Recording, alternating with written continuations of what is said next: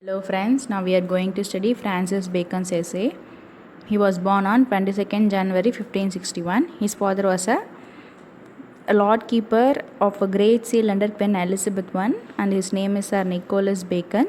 Here the Great Seal means whoever come to throne, they keep some seal to impression they sign in some of the bonds, because they can't sign every of the bonds which approaches them. So Bacon's father used to keep the seal under his control with a great security, and his mother name is Lady Anne Cook Bacon. Bacon was his second son, and Bacon studied law and became a Lord Chancellor, and his father and he goes to his father's old position as a Lord Keeper of the Great Seal. He died at 9th April 1626. Essays has been published in 1597 under the title Essays or Counsels, Civil and Moral, and next publication is 1612, and the another publication is 1625. Totally he has published 58 essays. Among those 58 essays we have 4 essays of nobility, of travel, of friendship, and of love. When I have seen the syllabus, they have given us of Oxford. I haven't find any essays on that name of Oxford. I think it must be their publications of the essays. So they have given us of Oxford. Let's be into the first essay of nobility. I am preferring this text from Narayan series. So I will be giving some text. You should read the text to understand the summaries. When I got this book, I really regret for buying this book for only 2 prescribed essays in my MA studies, but now it is very useful. So the money you are spending on study will be never wasted, I have understand. Now we are going to study the summary of nobility. Before I am getting into the summary, let me read the paragraph wise. So we can't give a line wise summary. So I will be giving paragraphs by summary. Better you can understand and read the essay. Of nobility. Nobility means people who belongs to the highest class. Bacon elaborates the essay of nobility into 2 parts.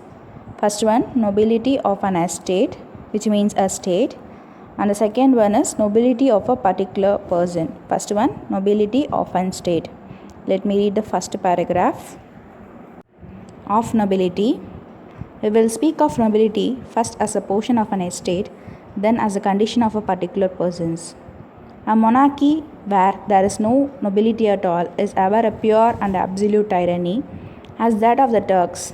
For nobility attempts sovereignty and draws the eyes of the people somewhat aside from the line royal, but for democracies they need it not, and they are commonly more quiet and less subject to sedition than where there are strips of nobles. For men's eyes are upon the business and not upon the person, or if upon the person, it is for the business sake, as fittest and not for flags and pedigree. We see the switches last well, notwithstanding their diversity of religion and of cantons, for utility in their bond and not respect. The united provinces of the Low Countries in their government excel, for where there is an equality, the consultation are more indifferent, and the payments and the deputes more cheerful. A great and potent of nobility addeth majesty to a monarch, but diminished power, but putteth the life spirit into the people, but preserveth their fortune. It is well when nobles are not too great for sovereignty, nor for justice, and yet maintain in that height, as the insolency of inferiors may be broken upon them before it come on too fast upon the majesty of kings. A numerous nobility causeth poverty and inconvenience in a state, for it is a surge of expense, and beside it being of necessity that many of the nobility fall in time to be weak in fortune, it maketh a kind of disproportion between honor and means. Bacon has divided this essay into 2 parts. I have read the first paragraph.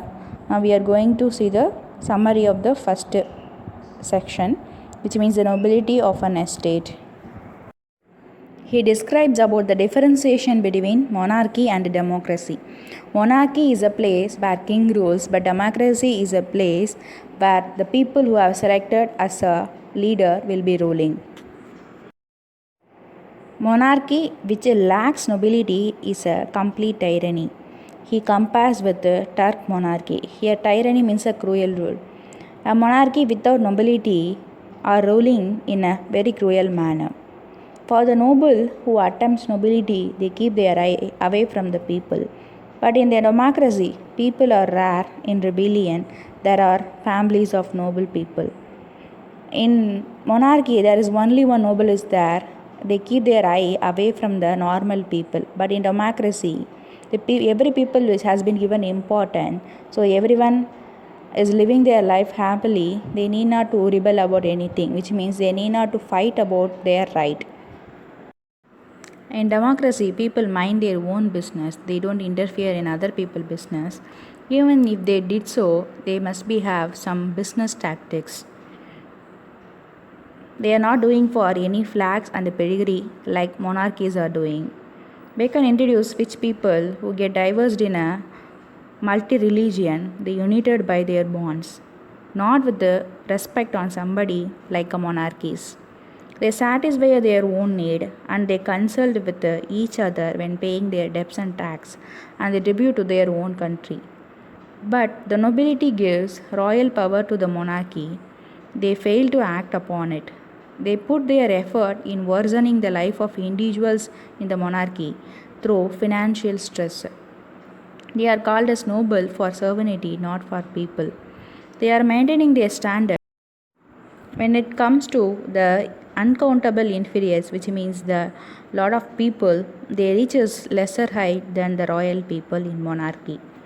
According to him, nobility in a state causing poverty and inconvenience among the people of a state, it causes more expenses, which means the people in monarchy spending all their money on the nobility instead of the common people. But it is vice versa in democracy. The expense of the nobles and their needs will unfortunate the state, which means all their money will go on their own needs of the nobility, which brings disproportion between the royals and the commoners, which differentiate the commoners into royal, which means they are spending their money, which means they are spending their wealth, the people wealth on their self instead of spending on the people, which brings the inequality between the royal throne and the common people. In short, Bacon explains that democracy is far better than monarchy because in monarchy, only the royal throne possesses all the fortune in the country, but in democracy, every individual possesses all the wealth in the country, which means they are equally treated, There is no differentiation between the high authority and the common people. As for nobility in a particular person, it is a reverent thing to see an ancient castle or building not in decay, or to see a fair timber tree sound perfect. How much more to behold an ancient noble family which had stood against the waves and weathers of time. For new nobility is the act of power, but ancient nobility is the act of time. Those that are first raised to nobility are commonly more virtuous but less innocent than their descendants. For there is rarely any raising, but by a commixture of good and evil arts. But it is reason the memory of their virtues remain to their posterity, and their falls die with themselves. Nobility of birth commonly abet industry, and he that is not industrious envieth him that is. Beside, noble person cannot go much higher, and he has standard at the stay when others rise, can hardly avoid motions to envy.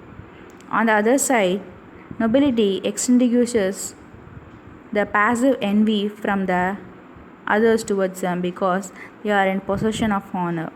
Certainly, kings that have able men of their nobility shall find ease in employing them and a better slide into their business. For people naturally bend to them as born in some sort of command. In second section, nobility of a particular person, Bacon describes nobility of a person as an ancient castle which didn't decay, which stands still through waves and weathers of long time.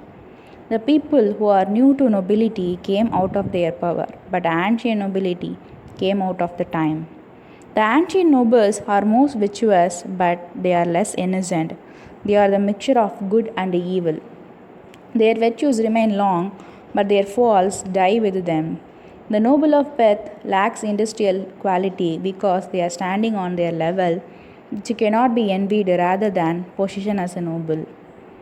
Bacon suggests to choose noble for their business benefits because they should be noble in mind.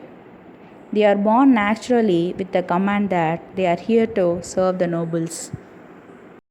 In short, in the second section, Bacon expresses that nobility in a particular person is like a old castle which is delayed to decay. He says that nobles in monarchy won't be envied by normal people in industry because they stand in their own standard. Thank you, friends. So far we have seen of nobility. Next we will be seeing of travel.